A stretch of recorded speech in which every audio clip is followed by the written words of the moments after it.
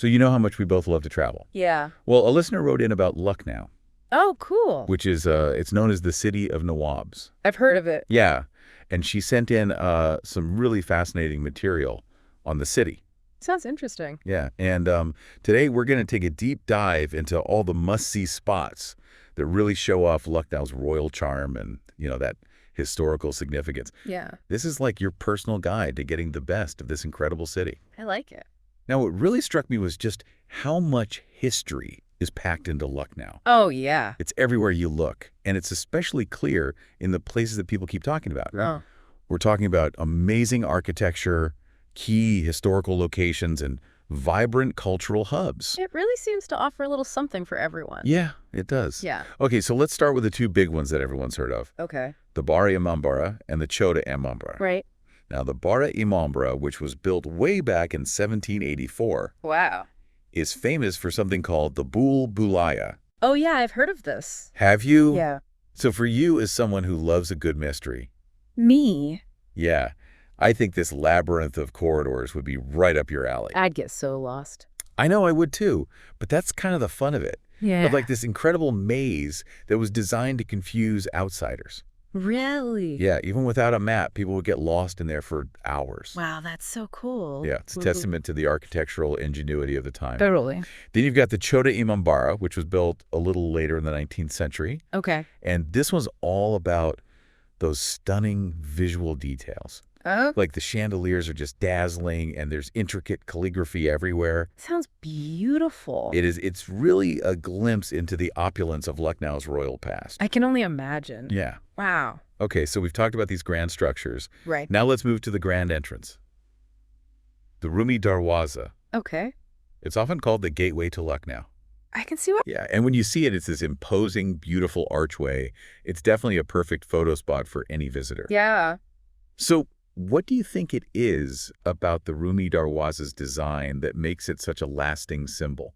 Well, it's really iconic, and it draws on these Indo-Islamic architectural principles, Oh, interesting. which basically means it blends together Indian and Islamic design elements. Oh, cool. Yeah, and then nearby, you have another landmark, which is the Husainabad Clock Tower. Oh, yeah. Now, this one's interesting because it's 221 feet tall. Wow. Yeah, and it was built in 1881 in a Victorian Gothic style. That's so different. Right, it's a total contrast to the Indo-Islamic architecture that you see elsewhere in Lucknow. Yeah. So it shows just how many different influences have shaped the city. Totally. Yeah. Okay, now let's talk about a place with a lot of historical weight.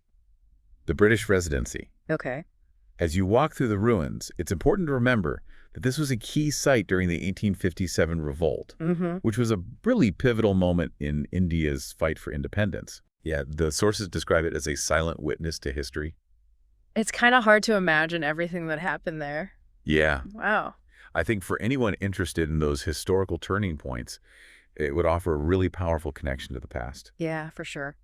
Now, what really stands out to me is how the ruins and the surrounding greenery create this space for reflection. Yeah, I can see that. It's like a quiet reminder of that really crucial period in India's history. It sounds like a really moving experience. It does. Yeah. Now let's switch gears a little bit and talk about how you can really immerse yourself in the local culture. Sounds good. Through shopping and, of course, the incredible food. Yes. We have to talk about the food. Of course. So Hazrat Ganj is known for its shopping, especially if you're looking for that beautiful chikankari embroidery and traditional handicrafts. Okay. Perfect for some unique souvenirs. Uh-huh. Yeah, it's the commercial heart of Lucknow, but for the true taste of the city. Oh, you mean the street food? The street food, yeah. Yeah. You have to experience some minabad. I've heard such good things. Oh, it's legendary. Yeah. Especially the places you mentioned like Tunde, Kababi Rahim's, Nihari Kulcha, and of course, Lucknowi Payan. My mouth is watering just hearing those names. I know, right? Yeah, Okay, so we've covered a lot of ground. we have. Let's move on to some more serene spaces. Okay. Like the Ambedkar Memorial Park and the Gomti Riverfront. All right. The park is a modern sandstone creation dedicated to Dr. B.R. Ambedkar.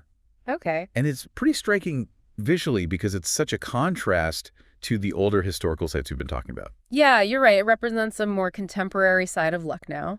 It does, yeah. It shows that the city is still evolving. Yeah, exactly. That's cool. And then for a relaxing way to end your day, you've got the Gomti Riverfront. Oh, that sounds nice. With walking trails, musical fountains, boat rides, it seems like the perfect place to unwind. It does, yeah. So it's clear that Lucknow has a lot to offer visitors, a blend of history, the vibrancy of its culture, through the food and crafts, and these peaceful, modern spaces. It's a really cool mix. It is, and you know what ties it all together? What's that? It's something called the Tehzeeb of Lucknow. Tehzeeb. Yeah, it's this unique cultural etiquette that you'll find there. That's interesting. Yeah. I'll have to look more into that. Yeah, I think you'd like it. Cool. So thinking about everything we've talked about, Yeah. this combination of historical significance and modern life raises an interesting question. What's that? How do you think cities like Lucknow manage to keep their unique cultural identities while they're constantly evolving and changing? That is a really good question. Yeah, it makes you think about the stories that our urban landscapes tell It does. and how they reflect the past, present, and future all at the same time. It's fascinating. It is. Thanks for taking this deep dive with me. Of course. Always happy to explore new places with you. Yeah, me too. And to all our listeners out there, if you ever get the chance to visit Lucknow, Yeah. I highly recommend it. It sounds amazing. It does. Yeah. All right. That's it for our deep dive today. Catch you next time.